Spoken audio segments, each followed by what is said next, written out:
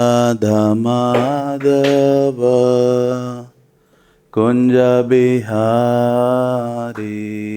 जय राधा माधव कुंज बिहारी गोपी जन वल्लभ गिरिवर धारी गोपी जन वल्लभ गिरिवर धारी गोपी जन वल्लभ गिरिवर धारी गोपी जन वल्लभ गिरिवर धारी यशोदानंदन व्रज जन रंजन यशोदानंदन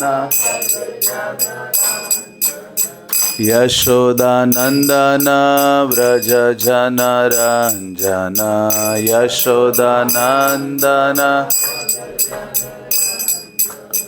यमुना तीरा वनचारी यमुना तीरा वनचारी यमुना तीरा वनचारी यमुना तीरा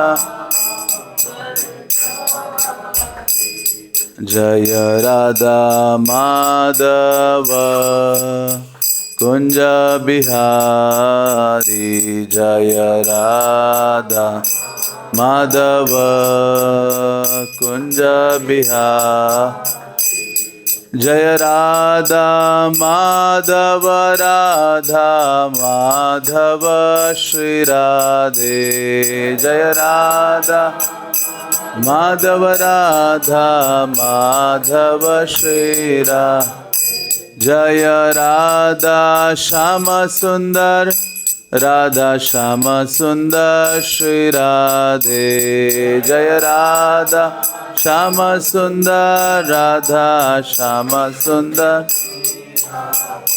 जय कृष्ण बलराम कृष्ण बलराम कृष्ण बलराम जय कृष्ण बलराम जय Krishna Balram Krishna Balram Krishna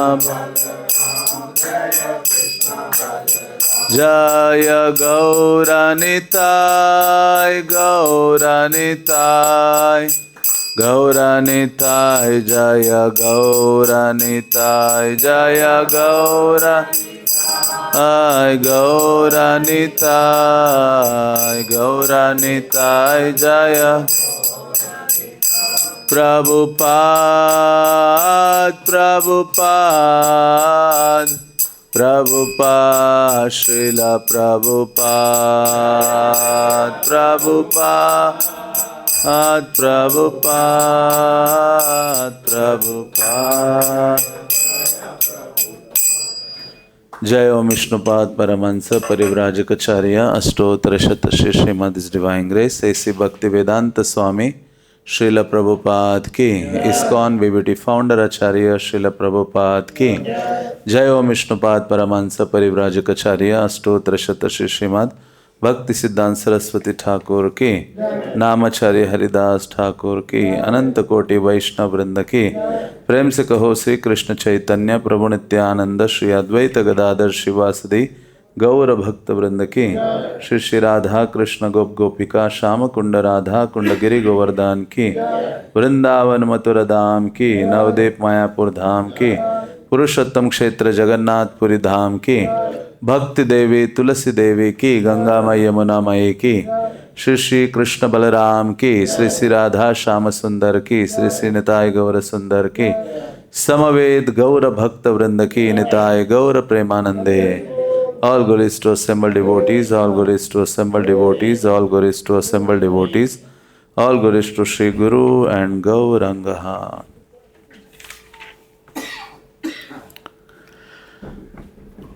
Om Namo Bhagavate Vasudevaya. Om Namo Bhagavate Vasudevaya. ओम नमो भगवते वासुदेवाय। ओम अज्ञानतिमिरान्धस्य ज्ञानाञ्जनशलाकया चक्षुरुन्मिलितं येन तस्मै श्रीगुरवे नमः। श्रीचैतन्यमनोभीष्टं स्थापितं येन भूतले स्वयं रूपा कदा मह्यं ददाति स्वपदान्तिकं। हे कृष्ण करुणा सिन्धो दीनबन्धु जगत्पते गोपेश गोपिका कान्त राधा कान्त नमस्तुते। तप्त कांचन गौरांगी राधे वृंदावनेश्वरी वृषभानुसुते देवी प्रणमामि हरिप्रिये। वाञ्छाकल्पतरुभ्यश्च कृपा सिन्धुभ्येव च पतितानां पावनेभ्यो वैष्णवेभ्यो नमो नमः। जय श्री कृष्ण चैतन्य प्रभु नित्यानंद श्री अद्वैत गदाधर श्रीवासदि गौरभक्तवृंद। हरे कृष्णा कृष्णा कृष्णा हरे हरे, हरे राम राम राम हरे हरे। हरे कृष्णा। तो हम प्रत्येक रविवार को श्रील प्रभुपाद लीलामृत से पढ़ते हैं। अध्याय 21 है और अध्याय का शीर्षक है लोअर ईस्ट साइड के आगे। तो हमने पिछले रविवार को सुना था कि किस प्रकार से श्रील प्रभुपाद धीरे धीरे जो उनके अनुयायी हैं, जो अभी बहुत कम मात्रा में थे, उनको धीरे धीरे आध्यात्मिक जीवन में आगे बढ़ा रहे हैं। और श्रील प्रभुपाद वहाँ न्यूयॉर्क में ये जो 20-30 युवा थे, उनको रोज़ सुबह और शाम को कक्षा लेते थे और जिससे भगवत भक्ति में उनको अग्रसर करा रहे थे। और ये भी सुना कि किस प्रकार से पहली बार श्रील प्रभुपाद जी अपने कमरे से जब बाहर आए और साथ में ये पहली बार ऐसा हुआ था कि उन्होंने एक लाल कलर का किताब उनके हाथ में था और वो लेकर बाहर आए तो सब देखने लगे कि स्वामी जी ने कौन सा पुस्तक आज हमारे सामने प्रस्तुत करने जा रहे हैं। तो लाए तो वो चैतन्य चरितामृत था। तो इन्होंने चैतन्य चरितामृत के बारे में ना सुना था, ना कुछ जाना था, ना चैतन्य महाप्रभु के बारे में उतना कुछ जान पाए थे। और फिर प्रभुपाद ने चैतन्य महाप्रभु का जो लीला चरित्र है वो सुनाना शुरू करते हैं और उसमें भी रूप गोस्वामी और विशेष रूप से सनातन गोस्वामी के बारे में चर्चा करते। तो पिछले दिन हम पढ़ रहे थे कि किस प्रकार से प्रभुपाद जी सनातन गोस्वामी का चरित्र वर्णित कर रहे हैं। और जब सनातन नाम उच्चारण कर रहे थे तो किसको समझ में नहीं आ रहा था, तो वो सब कह रहे थे सोनोटोन या संतन, ऐसे कुछ सब आपस में चर्चा कर रहे थे कि कौन से संतन की बात हो रही है या सोनोटोन की बात हो रही है। हाँ, धीरे धीरे उनको नाम क्लियर हुआ कि सनातन है, वो भी एक महान भक्त हुए हैं चैतन्य महाप्रभु के, कृष्ण के। तो इस प्रकार से श्रील प्रभुपाद जी, हाँ, जैसे अब कोई माँ अपने छोटे से बालक को धीरे धीरे सब चीज़ों से इंट्रोड्यूस कराती है, ध्यान रखती है उसके खान पान आदि का, तो उसी प्रकार से जो प्रभुपाद जी हैं धीरे धीरे उनको फीड कर रहे थे कृष्ण भक्ति का जो ये संदेश है, शिक्षा है, सनातन शिक्षा, ये धीरे धीरे दे रहे थे और वो उन्नत होने लगे। तो इस प्रकार से श्रील प्रभुपाद जी जैसा आचार्य प्राप्त होना इस युग के लिए अति दुर्लभ है। और आज हम जानते हैं श्रील प्रभुपाद ने आज के दिन ही संन्यास ग्रहण किया था। प्रभुपाद कहते हैं कि मैं तो, मेरे जो गुरु महाराज हैं, कई बार स्वप्न में आए और उन्होंने कहा अरे संन्यास लो संन्यास लो, मुझे तो डर लग रहा था। हाँ, लेकिन फिर देखा गुरु महाराज चाहते हैं। हाँ, फिर उनके गुरु भाइयों ने भी वही बात दोहराई तो श्रील प्रभुपाद तत्पर हो जाते हैं। और इतना बड़ा आंदोलन संन्यास के पश्चात, हाँ, संन्यास इसलिए नहीं लिया था कि उनको सुविधाएं हों। उन दिनों क्या सुविधाएं थी? संन्यास तो ऐसे रोड में भ्रमण करना है, बहुत मुश्किल दिन थे। अभी तो इस्कॉन में सन्यासी एक अलग दृष्टिकोण से देखा जाता है। हाँ, लेकिन प्रभुपाद ने सन्यास लिया था तो बहुत कठोर जीवंत शैली था उनका। तो ऐसे श्रील प्रभुपाद ने सन्यास को वास्तव में यथार्थ रूप से सार्थक किया और कृष्ण की मुकुंद सेवा, संन्यास का अर्थ होता है मुकुंद की सेवा में लगना अपने शरीर मन वाणी के साथ। तो इस प्रकार से धीरे धीरे चैतन्य चरितामृत की शिक्षा प्रभुपाद जी अपने भक्तों को दे रहे थे। तो हमने कुछ पढ़ा था, आगे पढ़ते हैं। सनातन गोस्वामी का वर्णन प्रभुपाद जी कर रहे हैं। और ये भी सुना था कि किस प्रकार से सनातन गोस्वामी भाग निकले थे जेल से और फिर एक स्थान में जाते जिनको जंगल पार करना था। और जंगल पार करते समय जो वहाँ एक होटल था, उसका जो स्वामी है, मालिक है, वो बड़ा उनको आवा भगत या मतलब अच्छा व्यवहार कर रहा था। तो सनातन गोस्वामी को पता चला ये ज़रूरत से ज़्यादा अच्छा व्यवहार कर रहा है, इसका मतलब है दाल में कुछ काला है। हाँ, तो फिर पता चला, उन्होंने अपने सेवक एक साथ था, उसको कहा कि आपके पास धन तो नहीं है? तो उसने कहा मेरे पास 8 स्वर्ण मोहरे हैं, कॉइन्स हैं। तब प्रभु सनातन गोस्वामी को पता चला, हाँ, धन जिसके पास है उसको थोड़ा सा एक्स्ट्रा दिलचस्पी व्यक्ति दिखाता है उसमें। तो उन्होंने कहा ये मौत की घंटी क्यों लेके घूम रहे हो अपने साथ? तुरंत उसके जेब से निकाले और सारे कॉइन्स, गोल्ड कॉइन्स उसके सामने रखे। उन्होंने कहा, वो जो होटल का मालिक था रात्रि में वहाँ स्थान में, कि मैं तो जानता था मेरे पास ज्योतिषी हैं और मैं जानता था कि आपके पास इतना धन है, आज आप यदि ना देते तो आपको हम हरे कृष्ण मारने वाले थे और इस धन को हम छीन लेने वाले थे। तो सनातन गोस्वामी कहते ये सारा का सारा ले लो। और फिर सनातन गोस्वामी कहते कि मुझे ये जंगल पार करा दो। तो सनातन गोस्वामी उनके सहायक को वापस भेजते हैं और वो जंगल पार करके सनातन गोस्वामी अकेले निकल पड़ते हैं। तो ये प्रभुपाद ने सुनाया था, आगे प्रभुपाद जी सुना रहे हैं। सड़क पर अकेले आगे बढ़ते हुए सनातन को अनुभव हुआ कि अब वे अपने नौकर की झंझट और डकैतों से मुक्त हो गए हैं। शीघ्र ही उनकी भेंट उनके बहनोई से हुई जो उसी सड़क से यात्रा कर रहे थे। उनके बहनोई धनाढ्य व्यक्ति थे जो बहुत अधिक धन लेकर घोड़े खरीदने जा रहे थे। सनातन के बहनोई ने कहा कृपा करके मेरे साथ रहिए, कम से कम कुछ दिन के लिए। आपकी ये दशा देखकर सचमुच खराब लगता है। बहनोई जानते थे कि सनातन आध्यात्मिक जीवन अपनाने जा रहे हैं। उन्होंने उनसे प्रार्थना की कि एक कीमती कंबल उनसे स्वीकार करके सनातन अपने पहनावे को सुधार लें। सनातन ने कंबल ले लिया और अपने मार्ग पर चलते रहे। तो सनातन गोस्वामी हम रूप गोस्वामी के बारे में ये वर्णन पहली बार पाश्चात्य जगत में श्रील प्रभुपाद जी अपने उन नवागंतुक जो युवाजन हैं उनको सुना रहे हैं। और प्रभुपाद लिखते हैं कि सनातन गोस्वामी तो इतने प्राइम मिनिस्टर थे बंगाल के, इतना अमाप धन संपत्ति, उनके महल का वर्णन आता है, इतना ऐश्वर्य था। लेकिन श्रीनिवास आचार्य लिखते हैं त्यक्त्वा तूर्णम अशेष मंडलपति श्रेणीम सदा तुच्छवत।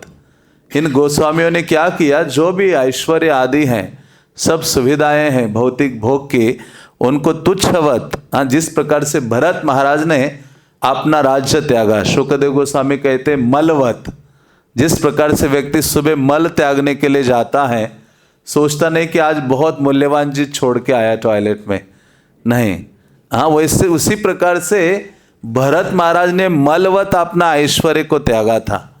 और उसी प्रकार से यहाँ षडगोस्वामी अष्टकम में श्रीनिवास आचार्य लिखते हैं तुच्छवत, कोई तुच्छ वस्तु होती है उस प्रकार से इन्होंने त्यागा था केवल चैतन्य महाप्रभु की सेवा करने के लिए और जीवन का परम लक्ष्य प्राप्त करने के लिए। इसलिए प्रभुपाद कहते हैं आध्यात्मिक जीवन का अभ्यास करते हुए थोड़ा सा भी आसक्ति, हाँ, एक सूक्ष्म आसक्ति सुई की नोक के समान भी क्यों ना वो रह जाए, तो इस संसार में वापस आना पड़ेगा। इसलिए प्रभुपाद कहते हैं कि ये व्रत लो कि अभी बहुत जीवन माया की सेवा में मैंने लगा दिए, इस संसार में बारंबार माँ के गर्भ में गया, जन्म लिया, आया, इस बार मुझे, प्रभुपाद कहते इस बार कृष्ण के धाम जाने के लिए तत्पर हो जाओ, प्रतिज्ञा लो। तो उसी प्रकार से सनातन गोस्वामी, रूप गोस्वामी, इन्होंने सब ऐश्वर्य, कौन छोड़ सकता है प्राइम मिनिस्टर का पद, पूरा बंगाल जिसके कंट्रोल में है, कौन छोड़ के आएगा यहाँ वृंदावन जहाँ कुछ नहीं था, जंगल था, ना एक मंदिर था, कुछ लोग नहीं रहते थे यहाँ आके। मथुरा में थोड़े बहुत लोग रहते थे उन दिनों, बस ये सब ब्रज में, इन वृंदावन में कोई नहीं था, जंगल था। लेकिन ये गोस्वामी आया और यहाँ पेड़ पौधों के नीचे रहे, यमुना का जल पान किया और रूखी सूखी कुछ भी खाकर हाँ अपना निर्वाह किया, जीवन निर्वाह किया।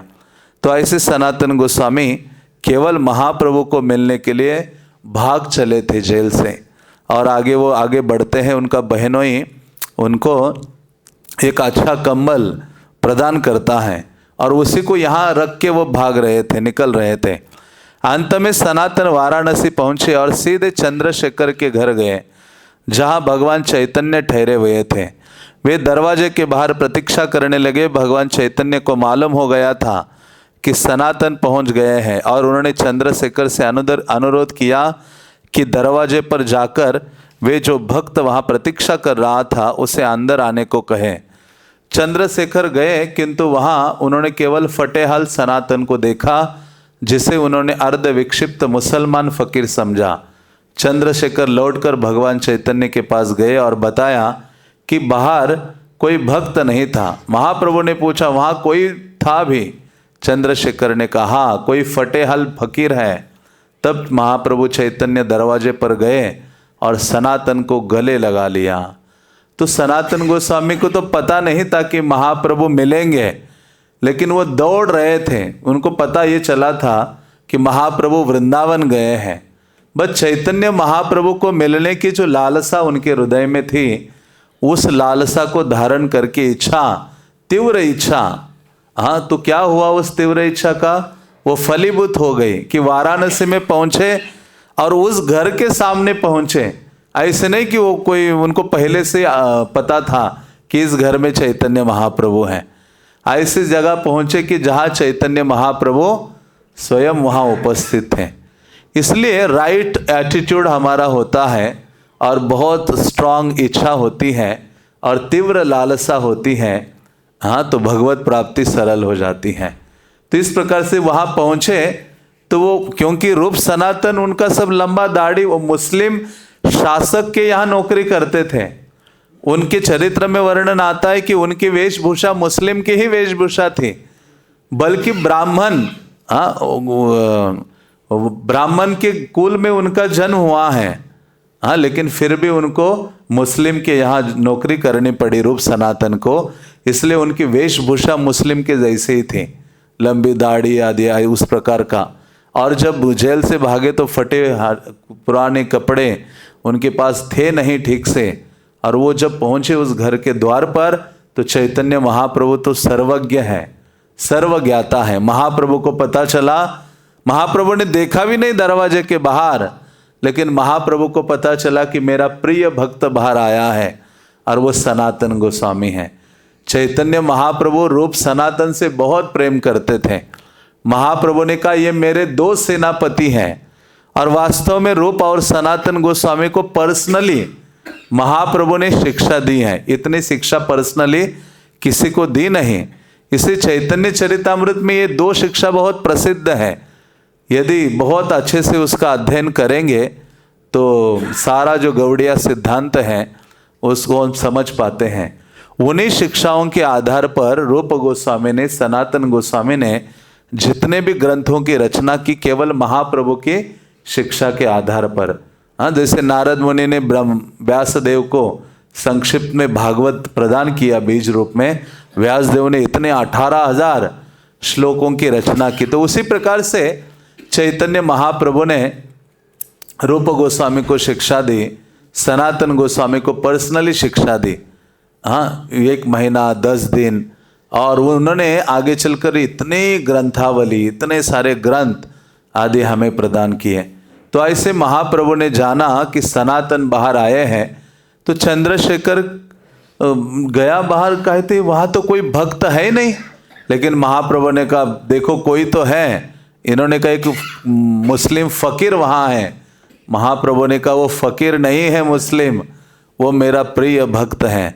चैतन्य महाप्रभु दौड़ पड़े घर से बाहर और सनातन को देखा, फटे पुराने मैले कुचले कपड़े, कई दिनों से वो भाग रहे बंगाल से, ऐसे नहीं कोई कार में आ रहे हैं यहाँ। अब सोचिए वहाँ से भाग भाग कर, मतलब कितना बड़ा व्याकुलता है। इसलिए जब तक हृदय में ये व्याकुलता नहीं होगी भगवान को प्राप्त करने की, लालसा नहीं, व्याकुल हो जाए, हाँ, जैसे बच्चा अपनी माँ को जब तक माँ के गोद में नहीं चढ़ेगा तब तो पूरा व्याकुल रहता है, वो उल्टा पुल्टा होता है, चिल्लाता है। जब माँ उसको गोद में लेती है और तब वो शांत हो जाता है। तो वही जब तक व्याकुलता नहीं आएगी, भगवत प्राप्ति की लालसा भी नहीं होगी, तब तक ये गाड़ी ऐसा ही चल रहा है, हाँ, उसमें कुछ इतना लाभ नहीं होगा। तो मृत्यु आने से पहले ये भगवत प्राप्ति की व्याकुलता लानी पड़ेगी। और वो व्याकुलता आती है कि आप प्रैक्टिस, साधना करे, प्रार्थना करे, शास्त्रों का अध्ययन करे, श्रवण करे, वही भावना हमारे हृदय में जाकर दृढ़ हो जाती हैं और कृष्ण को प्राप्त करने के लिए व्याकुल हो उठते हैं। रह नहीं पाते, बार बार दौड़ते हैं कृष्ण के बारे में सुनने के लिए। जैसे गोपिकाज हैं, वो दौड़ती हैं, कृष्ण नाम सुनने मात्र से रोमांच आ जाता है उनके शरीर में, हाँ, कृष्ण कृष्ण कहने मात्र से, और कृष्ण की चर्चा में इतने निमग्न हो जाती हैं, किसी अन्य चीज का उनको स्मरण नहीं होता है। तो उसी प्रकार से सनातन गोस्वामी की जो व्याकुलता थी, महाप्रभु दौड़े, हाँ, और दौड़कर, इसलिए भक्ति सिद्धांत महाराज ने कहा ना, भगवान को देखने का प्रयास मत करो, ऐसा कार्य करो, हाँ, इस प्रकार की व्याकुलता लाओ कि भगवान आपके सामने दौड़कर आ जाए। तो उसी प्रकार से सनातन गोस्वामी का जो भावना था, महाप्रभु दौड़े और देखा, जाकर आलिंगन किया। और महाप्रभु सनातन गोस्वामी को उससे पहले बस एक बार मिले थे, हाँ, पूरे समय काल में केवल एक बार मिले थे, राम केली में तमाल वृक्ष के नीचे, और उनको दीक्षित किया था। वो भी रात्रि में आए थे। अब सोचो उन दिनों कोई लाइट वाइट तो थी नहीं, छोटा सा कुछ प्रकाश था, और मुस्लिम के डर से रूप सनातन रात्रि में आए थे उनसे मिलने के लिए, क्योंकि महाप्रभु उनके टाउन में आए थे, राम केले में, और वहाँ महाप्रभु की शरण ली थी। महाप्रभु ने कहा कि साकर मल्लिक, सनातन गोस्वामी का नाम था पहले साकर मल्लिक, कहा कि साकर मल्लिक आज से तुम्हारा नाम सनातन। दबीर खास रूप गोस्वामी का नाम था, आज से तुम्हारा नाम रूप होगा।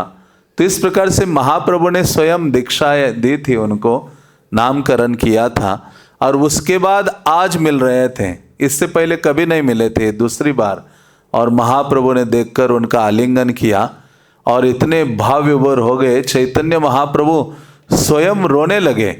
और चैतन्य महाप्रभु और सनातन गोस्वामी तो हर्षातिरेक आनंद से इतने उन्मत्त हो गए, वो भी रोने लगते हैं और महाप्रभु को कहते, मेरा स्पर्श मत कीजिए, इतना गंदा शरीर है, कई दिनों से नहाया नहीं हो, और सारे कपड़े फटे हैं, मैले कुचले, इतना उनके ऊपर गंदगी भरी पड़ी है, और इतने लंबे बाल, सर के भी और दाढ़ी के भी। हाँ, चैतन्य महाप्रभु ने लेकिन ये नहीं किया। चैतन्य महाप्रभु ने क्या किया? आलिंगन किया। और इस यहाँ प्रभुपाद कहते हैं, किंतु क्योंकि यात्रा के कारण वे मैले कुचले बन गए थे और उपयुक्त अवस्था में नहीं थे, उन्होंने महाप्रभु से प्रार्थना की कि वे उनका स्पर्श ना करें। महाप्रभु ने उत्तर दिया, तुमको स्पर्श करने से मेरा लाभ है, जो कोई एक सच्चे भक्त का स्पर्श करता है वो धन्य हो जाता है। हाँ, वो बहुत सुंदर श्लोक आता है चैतन्य चरितामृत में इस घटना से रिलेटेड। चैतन्य महाप्रभु मतलब और भी एक लीला आती है ना, जहाँ जबरदस्ती उनका आलिंगन करते हैं सनातन गोस्वामी का जगन्नाथपुरी में। तो वहाँ सनातन गोस्वामी कहते, मेरा स्पर्श मत कीजिए, हाँ मैं इतना गंदा हूँ। लेकिन महाप्रभु कहते हैं, आप जैसे महान भक्त का स्पर्श करने से मैं पावन हो जाता हूँ। महाप्रभु ने कहा कि आप जैसे भक्त का आप जैसा भक्त गंगा में जाकर स्नान करता है तो गंगा और अधिक पावन हो जाती है। हाँ, इसलिए दर्शने पवित्र कर ये तुम्हारा गुण, गंगार परश हैले पछाते पावन। हाँ, भक्त का, महान वैष्णव का दर्शन करने मात्र से हाँ शुद्ध हो जाते हैं। गंगा के लिए तो हमें जाना पड़ता है, गंगा में जाके डुबकी लगाओ फिर शुद्ध हो जाते हैं, लेकिन यहाँ वैष्णव को देखने मात्र से महाप्रभु ने कहा। महाप्रभु फिर कहते कृष्णावलोकन नेत्रे विना नाहि फलान। महाप्रभु कहते ये जो शरीर है ना, ये इस शरीर का स्पर्श, आपके जैसे भक्त का स्पर्श करने से मैं धन्य हो रहा हूँ, पावन हो रहा हूँ। और इन आँखों का फल है आप जैसे भक्त का दर्शन करना। ये जिह्वा का फल है आप जैसे भक्त के गुणों का गान करना। हाँ, तो इस प्रकार से चैतन्य महाप्रभु कई श्लोकों में सनातन गोस्वामी का गुणगान करते हैं और वहाँ स्थापित करते हैं कि भगवान के जो भक्त होते हैं वो कितने दिव्य होते हैं, उनका जो धरातल है। इसलिए कहा गया है वैष्णव को साधारण दृष्टि से नहीं देखना चाहिए। वैष्णवेर क्रिया मुद्रा विज्ञ ना बुझाए। इसलिए भगवत भक्ति में हमें जज करने का प्रयास नहीं करना चाहिए। वैष्णवों को हमेशा सद्गुणों को देखना चाहिए और स्वयं को अत्यधिक पतित समझना चाहिए। मौसम पतित प्रभु ना पाए बेयार। सनातन नरोत्तम दास ठाकुर जैसे वैष्णव आचार्य कह रहे मुझसे अधिक पतित कोई नहीं है। और हम थोड़ा सा अभी तिलक कंठी माला धारण करके जप माला लेकर घूमते हैं, हम सोचते मुझसे अधिक जगत को पावन करने वाला कोई नहीं है। हाँ, मेरे दर्शन से लोग शुद्ध हो रहे हैं। हाँ, तो ये क्या है? वास्तव में आध्यात्मिक उन्नति करता है व्यक्ति, जैसे जैसे हृदय परिपक्व होता है वैसे वैसे उसको लगता है कि मैं अत्यधिक अधम पतित व्यक्ति हूँ, क्योंकि हृदय की अवस्था वैसी हो जाती है। जितना व्यक्ति शुद्ध होते रहता है और जितना शुद्ध नहीं है, केवल बाहरी दिखावे के द्वारा व्यक्ति अपने आप को समझ लेता है कि मैं बहुत महान हूँ, उन्नत हूँ। हाँ, लेकिन ऐसा नहीं है। श्रील प्रभुपाद जब अमेरिका गए, हम बार बार दोहराते हैं, प्रभुपाद कहते मुझ में ना भक्ति है ना ज्ञान है, मेरा नाम भक्ति वेदांत रखा गया है। हाँ, तो इस प्रकार से ये लक्षण है। उन्नति का लक्षण क्या है? उत्तम हय्या आप नाके माने अधम। उत्तम होकर भी वो स्वयं को छोटा अनुभव करता है, अधम मानता है, और यही वास्तव में लक्षण है। तो चैतन्य महाप्रभु कहते हैं कि इस प्रकार से जो वह भक्त हैं, आप जैसे भक्त का स्पर्श करने से मैं शुद्ध हो रहा हूँ, धन्य मान रहा हूँ। तो प्रभुपाद यहाँ अपना प्रवचन खत्म करते हैं। प्रभुपाद ने एक और प्रातःकालीन सत्र का समापन करते हुए पुस्तक बंद कर दी। तो चैतन्य चरितामृत का यहाँ तक प्रभुपाद ने उनको सुनाया और वो ग्रंथ बंद किया। तो इस प्रकार से श्रील प्रभुपाद जी ने ये आंदोलन श्रवण कीर्तन पर खड़ा किया है, क्योंकि जितना अधिक श्रवण कीर्तन करेंगे उतना ही हम अग्रसर होंगे। इसलिए महाप्रभु ने कहा गुरु के द्वारा जो दीक्षा के रूप में बीज हमें प्राप्त होता है, क्या है बीज? श्रद्धा। कृष्ण में, नाम में, ये श्रद्धा रूपी बीज। दीक्षा का मतलब है श्रद्धा दे दिया गुरु ने हमें, हाँ, और उनके हृदय से। और उसको क्या करना है? श्रवण कीर्तन जले करय सेचन। श्रवण कीर्तन के जल के द्वारा सेचन करते रहो, उसका ध्यान रखो। तो प्रभुपाद जी इन सब की जो युवाओं की अभी अभी ये भक्ति लता बीज ही था, उसको धीरे धीरे जल डाल के उनको शिक्षा देकर उन्नत करा रहे हैं। तो इस प्रकार से श्रील प्रभुपाद जैसे आचार्य हम सबको प्राप्त हुए हैं और विशेष विशेष मानव सौभाग्य है। और इसका लाभ यदि जीवन में नहीं उठाएंगे, हाँ, मृत्यु से पहले, तो हमसे अधिक दुर्भाग्यशाली व्यक्ति पूरे त्रिभुवन में कोई नहीं है। जिस व्रज में आने के लिए ब्रह्मा जी प्रार्थना कर रहे हैं, उद्धव प्रार्थना कर रहे हैं, देवादिदेव महादेव प्रार्थना कर रहे हैं, वहाँ ब्रज में आकर हम बैठे हैं, नाम ले पा रहे हैं, भक्तों का संग पा रहे हैं। लेकिन क्या करना होगा? तीव्रता लानी पड़ेगी। तीव्रेन भक्ति योगेन यजतः पुरुषा परम। तीव्रता के बिना नहीं कुछ प्राप्त होने वाला है। हाँ, तीव्रता लानी पड़ेगी भगवत भक्ति के कार्यों में और नाम भजन आदि में। तो श्रील प्रभुपाद जी चैतन्य चरितामृत उनको श्रवण कराते हैं। आगे लिखा है यहाँ, प्रभुपाद की मुख्य चिंताओं में एक चिंता भगवद गीता का यथासंभव शीघ्र अनुवाद और टीका समाप्त करके उसे प्रकाशित कर देने की थी। तो इस प्रकार से प्रभुपाद तो केवल रुके नहीं थे कि आप बस थोड़े से शिष्य दीक्षा दे दिया अभी बहुत हो गया, नहीं, उनको इसको पूरा फैलाना था, व्यापक करना था। हाँ, क्योंकि कलियुगा का इतना बड़ा प्रभाव है और महाप्रभु के आंदोलन की कोई सीमा नहीं है। महाप्रभु का आंदोलन कैसे है? सागर के समान है। हाँ, ये प्रेम का सागर लाए हैं महाप्रभु। ये आंदोलन जितना फैला सकते हो फैलाओ, और जिसके लिए जो आवश्यक चीजें थी, हाँ, प्रभुपाद वो करने के लिए तत्पर थे। और प्रभुपाद जानते थे कि इस आंदोलन को लंबे समय तक खड़ा रखना है तो उसकी नींव मजबूत होनी चाहिए। घर को खड़ा रखना है तो नींव मजबूत होती है, स्ट्रांग। तो उसी प्रकार से इस आंदोलन को स्ट्रांग करना है तो ग्रंथ चाहिए। इसलिए प्रभुपाद ने कहा बुक्स आर द बेसिस। हाँ, जो ग्रंथ है वही इस आंदोलन का आधार है। प्रभुपाद ने स्लोगन हमें दिया था। तो प्रभुपाद चिंता करने लगे कि भगवद गीता का पूरा तात्पर्य के साथ, शब्दार्थ के साथ, अनुवाद के साथ प्रकाशित करनी है। और एक समय गृहस्थ जीवन में प्रभुपाद ने ये सब लिख लिया था, अनुवाद कर बैठे थे, और वो पैसे नहीं थे छापने के लिए। और जब एक बार वहाँ मद्रास गए थे तो वहाँ एक व्यक्ति ने कहा था कि आपकी सहायता करूँगा, और जब घर आए तो देखा पत्नी ने काम चौपट कर दिया है। उसने जो सारा पांडुलिपि जो भी लिखे हुए कागज थे, पन्ने, वो आपने बेच दिए रद्दी में। हाँ, चाय के लिए, चाय और बिस्किट के लिए। हाँ, तो प्रभुपाद ने कहा अभी बहुत हो गया। तो इस प्रकार से प्रभुपाद पीछे नहीं हटे, हाँ, आगे ही बढ़ते रहे। वो इनको ये चिंता थी कि भगवद गीता लानी है। और एक दिन ऐसा कुछ घटित हुआ जिससे उन्होंने पांडुलिपि तैयार करने के अपने कार्य में वृद्धि कर दी। अप्रत्याशित रूप से प्रभुपाद के पास नील नामक एक लड़का पहुंचा।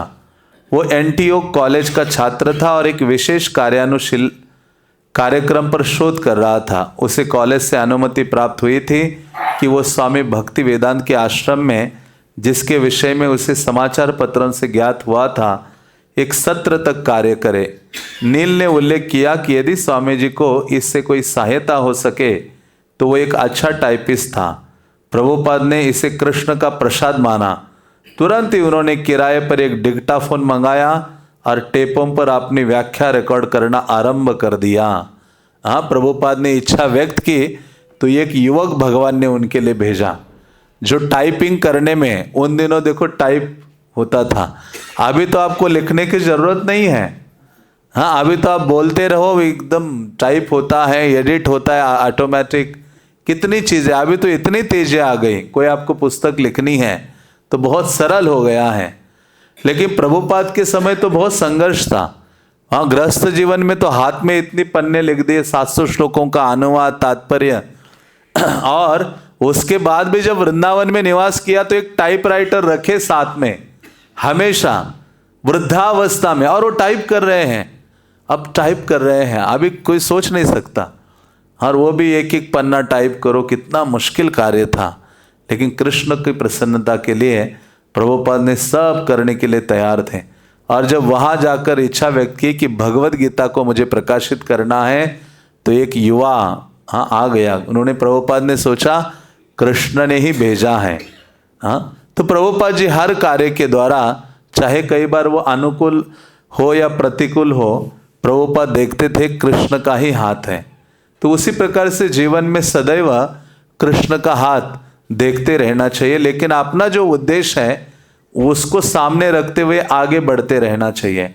तो ऐसे श्रील प्रभुपाद जी ने जो टाइपराइटर है, हाँ, डिक्टाफोन है, वो भी किराए पर मंगाते हैं और फिर शुरू हो जाता है उनका ये जो कार्य है। डिक्टाफोन आपने देखा होगा, नीचे प्रभुपाद हाउस में है। प्रभुपाद बोलते थे, उसमें वो कैसेट रिकॉर्ड होती थी। वो कैसेट को लेकर उनका भक्त सुनता था और वो टाइप करता था प्रभुपाद के शब्द, फिर उसको एडिट किया जाता था कई बार। इससे प्रभुपाद को प्रेरणा मिली और उन्हें अधिक अनुवाद करने को बाध्य होना पड़ा। वे भगवद गीता यथारूप पर तेजी से कार्य करने लगे। कभी कभी रात और दिन भर। उन्हें इस्कॉन की स्थापना किए 5 महीने हो गए थे, तब भी उन्हें अपनी कक्षाओं में डॉक्टर राधा कृष्णन के भगवद गीता के अनुवाद से पढ़ना पड़ता था। उन्होंने अपने शिष्यों को बताया कि जब भगवद गीता यथारूप अंत में प्रकाशित हो जाएगी तो वो कृष्ण भावनामृत आंदोलन के लिए बड़े ही महत्व की चीज होगी। तो अभी तक तो जो डॉक्टर राधा कृष्णन मायावादी व्याख्या है उन्होंने जो लिखी है, जो इंडिया से थे, उनकी भगवद गीता प्रभुपाद पढ़ के प्रवचन दे रहे थे। प्रभुपाद को बात पच नहीं रही थी कि ये मायावाद सिद्धांत, हाँ वहाँ कृष्ण को मानो उन्होंने हटा लिया है उस गीता से। तो प्रभुपाद चाहते थे कि भगवद गीता का एक प्रामाणिक संस्करण प्रकाशित हो जाए। गीता के आप शुरुआत के प्रस्तावना आदि में पढ़ते भूमिका में प्रभुपाद ने कहा, एक अमेरिकन लेडी मेरे पास आई और उन्होंने इच्छा व्यक्त की कि भगवद गीता पढ़नी है। तो प्रभुपाद ने कहा, मुझे नहीं लगता कि कोई प्रामाणिक भगवद गीता का संस्करण उपलब्ध है। 300 से 400 प्रकार की भगवद गीताएं हैं, लेकिन कोई भी प्रामाणिक प्रस्तुति नहीं है। श्रील प्रभुपाद की इच्छा थी कि मैं भगवद गीता को यथारूप प्रस्तुत करूं, एक प्रामाणिक संस्करण जो कृष्ण ने कहा है उसी को जन सामान्य के सामने यथावत व्यक्त करो। तो श्रील प्रभुपाद जी की बहुत अंतरंग इच्छा थी और बाद में होता है। और ये भगवद गीता आप देखिए, सबसे ज़्यादा स्पिरिचुअल बुक कोई अभी सेल होने वाली है तो ये भगवद गीता, प्रभुपाद की भगवद गीता का नाम टॉप पर है कि यही सबसे अधिक स्पिरिचुअल बुक डिस्ट्रीब्यूट हुई है पूरे वर्ल्ड में।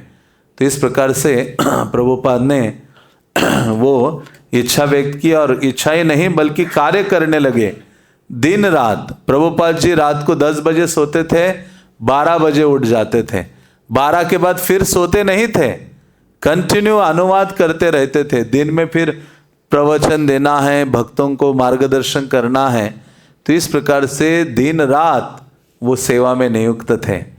स्वामी जी जो कुछ कहते थे या करते थे उनके शिष्य उसके विषय में जानना चाहते थे। धीरे धीरे स्वामी जी के प्रति उनके विश्वास और भक्ति में वृद्धि होती गई और वे उन्हें भगवान का प्रतिनिधि मानने लगे। उनके कार्य और शब्दों को वे निरपेक्ष अथवा संपूर्ण मानते थे। शिष्यों में से कोई एक जब कभी स्वामी जी के साथ एकांत में कुछ समय रह लेता तो शेष सभी शिष्य उसके चारों ओर इकट्ठा होकर जो कुछ घटित हुआ था उसके हर बेरे को जानना चाहते थे। यही कृष्ण भावनामृत था। तो धीरे धीरे अभी प्रभुपाद ने शिक्षा देना शुरू किया तो इन सब का जो श्रद्धा है और सेवा का जो भावना है प्रभुपाद के प्रति बढ़ने लगा। और जब आध्यात्मिक गुरु के प्रति सेवा और श्रद्धा का भावना बढ़ता है, हाँ, तो कृष्ण से संबंधित जो दिव्य ज्ञान है वह हमारे हृदय में ये आध्यात्मिक चीज़ें बहुत क्लियर और समझ में आने लगती हैं और भगवान की ओर अग्रसर होते हैं। तो यहाँ वर्णन करते कि कई बार श्रील प्रभुपाद के साथ उनमें से कोई युवक उनके रूम में ज़्यादा समय बिताता था, तो जब वो बाहर आता था तो सभी सारे अन्य भक्त उसको ऐसा राउंड बना के पूछते थे, अरे स्वामी जी ने क्या बोला, स्वामी जी के बारे में क्या घटना हो, मतलब जानने के लिए बहुत उत्सुक थे। तो इस प्रकार से धीरे धीरे, क्योंकि उन दिनों प्रभुपाद को प्रभुपाद नहीं कहते थे, स्वामी जी या स्वामी के रूप में ही संबोधित करते थे। जो कुछ स्वामी जी ने कहा होता या किया होता उसे जदुरानी स्पष्ट रूप से साफ साफ कह देती थी। एक दिन प्रभुपाद ने एक कील पर पैर रख दिया जिसे जदुरानी ने फर्श पर गिरा दिया था। जदुरानी जानती थी कि उसके गुरु महाराज के प्रति यह उसका गंभीर अपराध था, लेकिन इस घटना का सबसे बड़ा महत्व इस बात में है कि इस अवसर पर प्रभुपाद ने किस प्रकार अपनी दिव्य चेतना का प्रदर्शन किया। वे शांत भाव से बिना किसी उद्वेग के झुके और चीखे चिल्लाए बिना ही पैर से कील बाहर खींच ले। हाँ, तो वो कील जो है प्रभुपाद के पैर में घुस गई थी और उन्होंने कुछ ना चिल्लाए, ना डांटे, ना कुछ ड्रामा किया। हाँ, लेकिन उस कील को खुद हाथ से बाहर खींचते हैं। और एक बार जब वो प्रभुपाद के डेस्क के पीछे उनके सिर के ऊपर एक चित्र टांग रही थी, तो संयोग से उसका पैर प्रभुपाद की चटाई पर पड़ गया। हाँ, तो जदुरानी ये एक युवती थी, ये पहली युवती थी जो सारे पेंटिंग्स, अधिकतर ये सब पेंटिंग्स हम देखते हैं, प्रभुपाद इन पेंटिंग्स को कहते थे स्पिरिचुअल विंडोज, आध्यात्मिक जगत की एक खिड़कियां हैं। हाँ, खिड़की से पूरा नज़ारा दिखता है बाहर, उसी प्रकार से आध्यात्मिक जगत को देखना है कि कैसा है, तो इन इस्कॉन की इस चित्रों को देखना चाहिए, पेंटिंग्स को, जिससे पता चलता है कि स्पिरिचुअल वर्ल्ड कैसा है, आध्यात्मिक जगत कैसा है। तो वो कह रही थी जदुरानी, उन्होंने कहा, क्योंकि उन्होंने एक पेंटिंग बनाई थी और जिसको प्रभुपाद जी जहाँ बैठते थे उसके ऊपर लगाना था। तो वो गई और प्रभुपाद के उस कमरे में, और प्रभुपाद जी चटाई पर बैठा करते थे, उस चटाई पर उसका पाँव लग गया या उस पे पाँव पड़ा उसका। तो उसने पूछा, स्वामी जी क्या कोई अपराध हुआ मुझसे? हाँ, वो थोड़ी सी सम्मान आदि की भावना से प्रभुपाद को पूछा, और थोड़ा भय भी था कि मेरे गुरु महाराज हैं और जिस चटाई पर जिस पे बैठते हैं उसी पर ही मेरा पाँव पड़ा है, लगा है। तो प्रभुपाद ने उत्तर दिया था, नहीं, सेवा के निमित्त तुम मेरे सिर पर भी खड़ी हो सकती हो। प्रभुपाद ने कहा, यदि तुम्हें सेवा, कृष्ण की सेवा के लिए तुम मेरे सर पर भी पाँव रख सकते हो। ऐसे आचार्य हैं। कौन ऐसे आचार्य मिलेंगे इस कलियुगा के जीवों के उद्धार के लिए? इसलिए प्रभुपाद के चरणों में जीवन के अंत तक पड़े रहने मात्र से आध्यात्मिक प्राप्ति निश्चित है। केवल प्रभुपाद कहने मात्र से कृष्ण हमें खींच लेंगे आध्यात्मिक जगत में, यही है। हाँ, ऐसे कहा गया है, आचार्य की जो सेवा है वो सर्वोपरि है, क्योंकि भगवान आचार्य के रूप में प्रकट होते हैं। आचार्य उपासनम, हाँ, भगवान कहते हैं मद भक्ता पूजा व्याधि, कहा मेरी भक्त की आराधना पूजा मुझसे भी अधिक श्रेष्ठ है। तो उस प्रकार से प्रभुपाद ने जब देखा कि इस प्रकार से जदुरानी जो युवती उनकी शिष्या थी, उनके हृदय में थोड़ा भय आदि का भावना है, तो प्रभुपाद ने कहा कोई अपराध नहीं हुआ है। हाँ, यदि कृष्ण की सेवा के लिए चटाई क्या, यदि मेरे सर पे पाँव रख के कृष्ण की सेवा करने के लिए चाहा है, हाँ, तो मैं आप मेरे सर पर भी पाँव रखने के लिए आप रख सकते हो। तो इस प्रकार की भावना, हाँ, श्रील प्रभुपाद की, इतना समर्पण, कृष्ण की सेवा की नशा। इसलिए कहते हैं कि आध्यात्मिक गुरु का मतलब होता है कि जो हरे कृष्णा, आध्यात्मिक, हरे कृष्णा, हाँ, आध्यात्मिक गुरु का एक बार श्रील प्रभुपाद को पूछा जॉर्ज हैरिसन ने लंदन में कि गुरु किसे कहते हैं? हाँ, प्रभुपाद ने कहा जो कृष्ण की सेवा के लिए पागल है उसको गुरु कहा जाता है, वो गुरु है। इसलिए प्रभुपाद बहुत सरल थे, हाँ, और बहुत सटीक, शास्त्रों की जो बात है बहुत सटीक और साधारण शैली में प्रस्तुत करते थे, जो सबको समझ में आ जाए। तो इस प्रकार से श्रील प्रभुपाद जी वो आचार्य हैं जो दिन रात मानो कृष्ण सेवा, हाँ, रूपी द्रव्य का उन्होंने पान कर लिया हो। कृष्ण की सेवा के बिना उनको कुछ अन्य ना दिखाई देता है, ना कुछ अन्य विचार कर पाते हैं, और अपने जो भक्त थे उनको प्रोत्साहित करते थे कृष्ण की सेवा के लिए। तो इसलिए गुरु का कार्य होता है सदैव कृष्ण की सेवा में लगे, और जो भी उनके निकट है, चाहे भक्त है, अन्य जो भी ऐश्वर्य है, सब कृष्ण की सेवा में लगाएं। कभी कभी ब्रह्मानंद कहता कि स्वामी जी ने कृष्ण भावनामृत के विषय में उससे एकांत में एक बड़ी अंतरंग बात बताई है, लेकिन जब वो वर्णन करता तो स्वामी जी ने कहा था, तो शिष्यों में कोई दूसरा बोल पड़ता कि वही बात तो श्रीमद् भागवत में भी है। हाँ, तो मतलब कई बार प्रभुपाद जी भक्तों को कुछ कहते थे तो दूसरा वो कहता कि अरे वो बात तो भागवत में भी लिखी है। तो इसका अर्थ है कि जो भी शिक्षाएं प्रभुपाद जी जो भी प्रस्तुति करते थे, बोलते थे, वो सारी चीज़ें शास्त्रों से थी, शास्त्र ही आधार थे।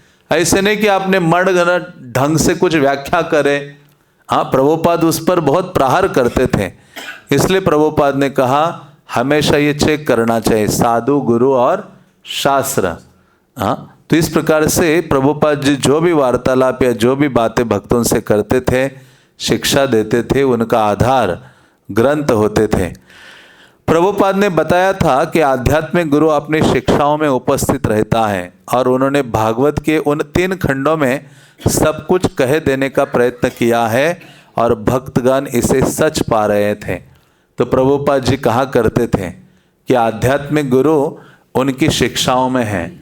इसलिए एक बार लंदन में श्रील प्रभुपाद जी को पूछा कि आपने इतना आंदोलन खड़ा किया, इतना फैल रहा है सब जगह हरे कृष्ण, इतने अमेरिकन से, यूरोपियन से सब आपकी ओर दौड़ रहे हैं, शरण ग्रहण कर रहे हैं, और आप यदि शरीर छोड़ दोगे, आपके चले जाने के बाद इस आंदोलन का क्या होगा?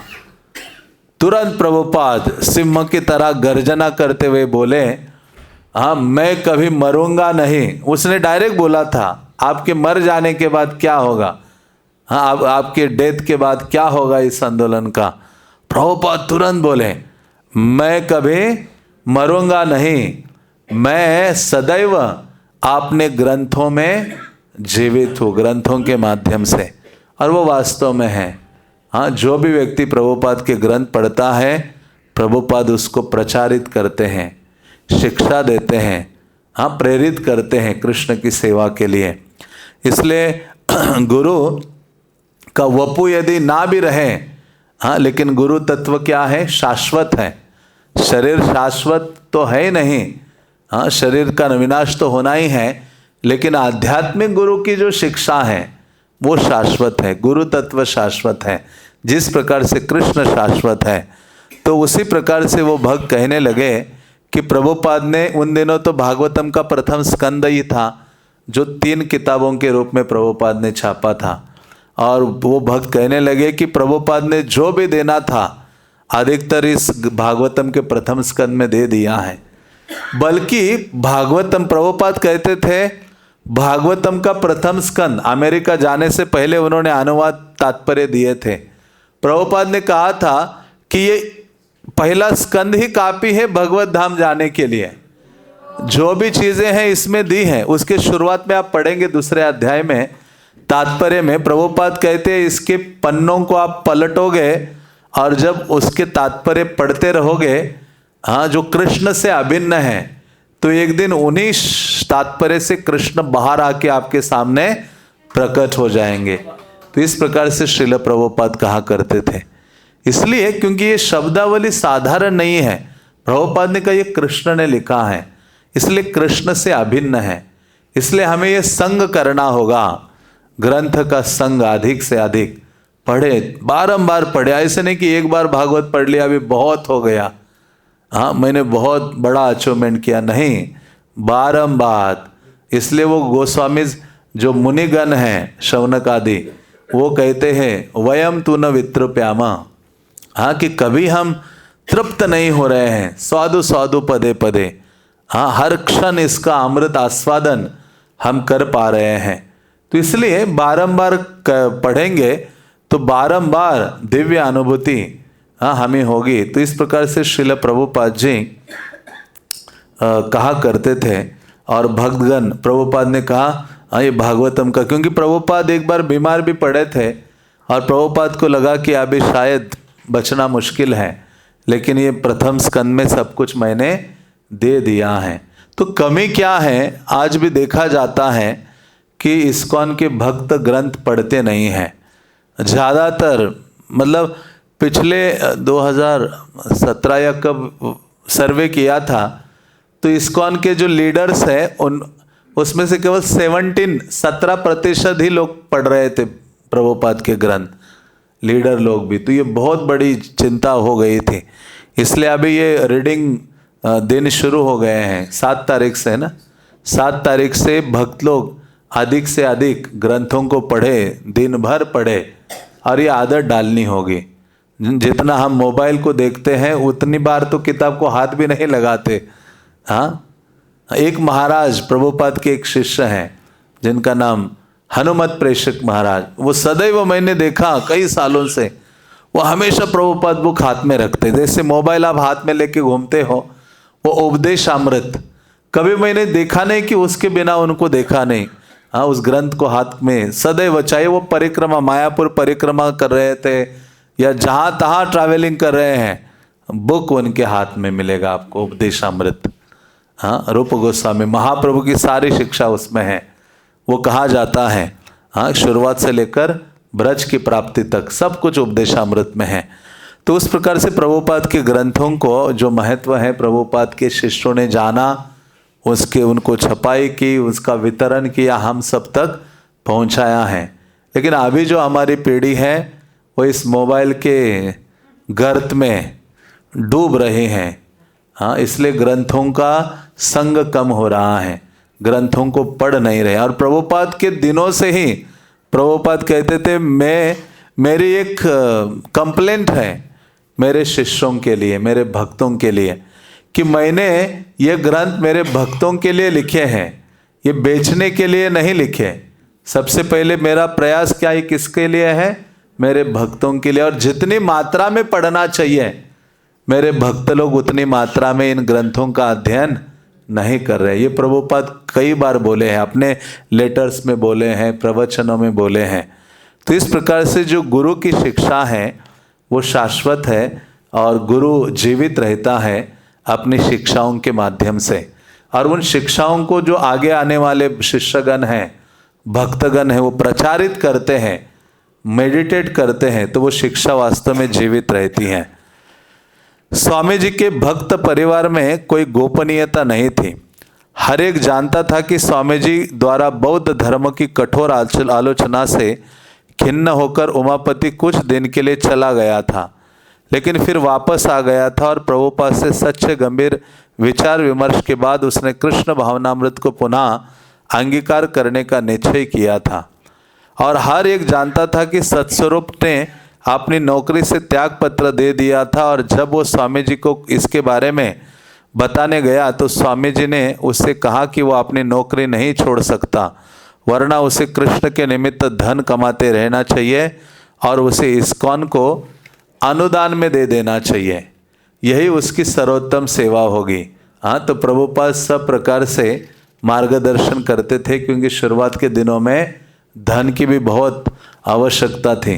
जब मॉन्ट्रियल में, कनाडा में जब शुरुआत का टेम्पल शुरू किया तो ये जयपताका महाराज, हाँ, ये सब स्टोर में जो नौकरी करते थे दिन भर, ताकि मंदिर का जो सेवा है और किराया है वो दिया जा सके। फुल टाइम थे, हाँ, लेकिन दिन भर जॉब करते थे, पूरा धनराशि वो देते थे। तो इस प्रकार से बहुत संघर्ष प्रभुपाद ने भी किया है। और प्रभुपाद को ये जो सोल्जर्स, प्रभुपाद के शिष्यगण प्राप्त हुए हैं, वो साधारण नहीं थे। हाँ, जैसे महाप्रभु अपने पार्षदों के साथ अवतरित हुए हैं, उसी प्रकार से इस आंदोलन को फैलाने के लिए प्रभुपाद के साथ, हाँ, श्रील चैतन्य महाप्रभु ने अपने भक्तों को भेजा था। ऐसे भक्त जिन्होंने समर्पण, सर्वोच्च समर्पण दिखाया। प्रभुपाद ने कई बार कहा कि इतना मैं कार्य कर पाया, ये मेरे शिष्यों की शरणागति के कारण। प्रभुपाद कहते कि मुझे मेरे इन शिष्यों की एक बात बहुत आकर्षित करती है कि ये सारे जो मैं कहता हूँ उस पे इनको बहुत विश्वास है और उसको करने के लिए तत्पर हो जाते, दौड़ पड़ते हैं। प्रभुपाद ने कहा ये मेरे शिष्यों की विशेषता है, वो अपने बारे में नहीं सोचते। ये पिछले हम कुछ दिन पहले रविवार को ये चीज़ प्रभुपाद बोले थे, तो वो हमने पढ़ा था यहाँ। तो इस प्रकार से श्रील प्रभुपाद की जो शिक्षा है वह अद्भुत है। और प्रभुपाद जो सत्स्वरूप महाराज जिन्होंने ये लीलामृत लिखा है, हाँ, वो जो जॉब कर रहे थे, प्रभुपाद ने कहा करते रहो, छोड़ो मत, जो धन आएगा वो सेवा में लगाओ। और हर एक जानता है कि स्वामी जी चाहते थे कि गर्ग मुनि अपने बाल कटवा दे। वे उन्हें गर्ग मुनि की शेक्सपियर लट कहते थे, लेकिन गर्ग मुनि उनका कहा मानने को तैयार नहीं था। हाँ, क्योंकि कलियुगा का लक्षण है, हाँ, बालों से आपको बहुत प्रेम होगा। कलियुगा में ये लक्षण है, जो पुरुष भी है वो स्त्रियों की तरह बाल बढ़ाएंगे। हाँ, उससे जितने, हाँ, भागवतम में आता है लावण्यम केश धारणम। हाँ, यहाँ प्रभुपाद जी गर्ग मुनि जी को कह रहे हैं कि आप अपने बाल कटवा दो, लेकिन प्रभुपाद वो उनको अपने बालों के प्रति बहुत आसक्ति थे। तो प्रभुपाद जी उनको कई बार बोले थे, लेकिन वो तैयार नहीं थे। तो ये कलियुगा का लक्षण है, लावण्यम केश धारणम। सबका ध्यान सुबह उठते ही अपने बालों पर ही होता है। तो प्रभुपाद ने तो हम सबके बाल उड़ा ही दिए हैं। और प्रभुपाद वैसे कहा करते थे कि भक्तों को बहुत नीट एंड क्लीन होना चाहिए, हाँ, सब प्रकार से। तो इस प्रकार से श्रील प्रभुपाद जी धीरे धीरे अपने ये जो युवाजन है, अपने भक्तगण हैं, उनको मार्गदर्शन कर रहे हैं कि किस प्रकार से आप अपना जॉब कंटिन्यू करते हुए सत्स्वरूप महाराज को कहा, हाँ, कि आप अपनी उस धनराशि को इस्कॉन की सेवा में लगाओ। हाँ, और इस प्रकार से अलग अलग ये जो युवाजन थे, अभी 5 ही महीने हो गए थे कि ये आंदोलन की शुरुआत हुई थी। वर्ष का अंत आ गया। प्रभुपाद भगवद गीता की पांडुलिपि पर अब भी कार्यरत थे। वे चैतन्य चरितामृत पर सवेरे और सोम, बुध और शुक्रवार को संध्या समय भगवद गीता पर अब भी व्याख्यान देते थे और सैन फ्रांसिस्को जाने की बात अब भी करते थे। तब नए वर्ष की पूर्व संध्या आई और भक्तों ने सुझाव दिया कि चूंकि उस दिन अवकाश था जब लोग उत्सव मनाने जाते, इसलिए उन्हें भी कृष्ण चेतना उत्सव का आयोजन करना चाहिए। तो प्रभुपाद जी धीरे धीरे उनका ये कार्य, इस आंदोलन का विस्तार करने में जुटे थे। आप प्रतिदिन भगवद गीता पर सुबह के समय में कक्षा देते थे। सोमवार को, बुधवार को और शुक्रवार को संध्या के समय कक्षा देते थे। भगवद गीता का अनुवाद भी कर रहे थे। और उनको मुकुंद, हाँ, जो उनके शिष्य थे, और जानकी, उन्होंने आमंत्रित किया था कि स्वामी जी, आप जिस प्रकार से न्यूयॉर्क में यहाँ प्रचार का विस्तार कर रहे हैं, ये इंट्रोड्यूस किया है कृष्ण भावना को, उसी प्रकार से आपको आना चाहिए। यहाँ सैन फ्रांसिस्को में मैं एक छोटा सा स्थान किराए पे ले रहा हूँ, और वहाँ भी आप इस प्रकार से इस कृष्ण भावनामृत आंदोलन को इंट्रोड्यूस कीजिए। तो ये बात प्रभुपाद को बहुत अच्छी लगी थी। और उस समय प्रभुपाद ने अपने भक्तों को कहा था कि केवल सैन फ्रांसिस्को ही नहीं, हम सबको मिलकर जगत के हर देश में जाना है और ये कृष्ण भावना को हर कोने कोने में इंट्रोड्यूस करना है। तो इस प्रकार प्रभुपाद कहते हैं। रूपानुग यहाँ बोल रहे हैं, अतः हम लोगों ने एक बड़ा भोज दिया और बहुत सारे लोग आए। यद्यपि इतनी भीड़ नहीं हुई जितनी रविवार के भोजों में होती थी। हम लोग प्रसाद ग्रहण कर रहे थे और स्वामी जी भी मंच पर बैठे हुए प्रसाद ग्रहण कर रहे थे। उनका आदेश था कि हम खूब प्रसाद खाएं, और तब उन्होंने कहा कीर्तन करो, कीर्तन करो। तो हम खाते रहे और कौरों के बीच बीच में कीर्तन करते रहे, और वे अधिक से अधिक प्रसाद खाने का आग्रह करते रहे। मैं विस्मित था। वे बैठे रहे और कहते रहे कि हम अधिक से अधिक खाएं। वे करीब 11 बजे तक रुके रहे और तब उन्हें नींद आने लगी और इस प्रकार भोजोत्सव समाप्त हुआ। हाँ, तो ये फेस्टिवल एक उत्सव मना रहे थे न्यू ईयर के समय में। उनके भक्तों ने सजेस्ट किया था कि सारा जगत जगता है, उत्सव मनाता है, हमें भी कृष्ण चेतना का उत्सव मनाना चाहिए उस दिन। तो प्रभुपाद ने उनको अनुमति दी और कीर्तन करते रहे और सबको फिर प्रसाद भी बहुत अधिक मात्रा में खिलाया। और प्रभुपाद बारंबार जोर देते थे कि अधिक से अधिक ग्रहण करो। जैसे चैतन्य महाप्रभु थे, हाँ जी, चैतन्य महाप्रभु जब भक्तों को बिठाते थे, महाप्रभु स्वयं अपने हाथ से, महाप्रभु के हाथ बड़े बड़े थे, एक बार ऐसा डालते थे अपने हाथ से प्रसाद तो 5 लोग खाएंगे इतना प्लेट में हो जाता था। और महाप्रभु आनंदित होते थे जब भक्तगण प्रसाद ग्रहण कर रहे हैं। महाप्रभु बहुत आनंद अनुभव करते थे। उसी प्रकार की भावना श्रील प्रभुपाद जी सब भक्तों को प्रेरित करते थे, और प्रसाद पाओ और प्रसाद पाओ, क्योंकि प्रसाद के द्वारा ही शुद्धि है। प्रभुपाद ने कहा शास्त्रीय सिद्धांत समझ में आए ना आए हमें, लेकिन एक चीज हम सबको समझ में आती है, और वो है महाप्रसादे गोविंदे। तो इस प्रकार से प्रभुपाद ने यह आंदोलन सबकी शुद्धि के लिए बनाया है, और सबको ये प्रसाद के माध्यम से कृपा प्रदान कर रहे हैं और सबको शुद्ध कर रहे हैं। तो हम अगले रविवार को आगे पढ़ेंगे। हरे कृष्णा कृष्णा कृष्णा हरे हरे, हरे राम राम राम हरे हरे। पतित पावन श्रील प्रभुपाद के, श्रील प्रभुपाद लीलामृत के। निताय गौर प्रेमानंदे।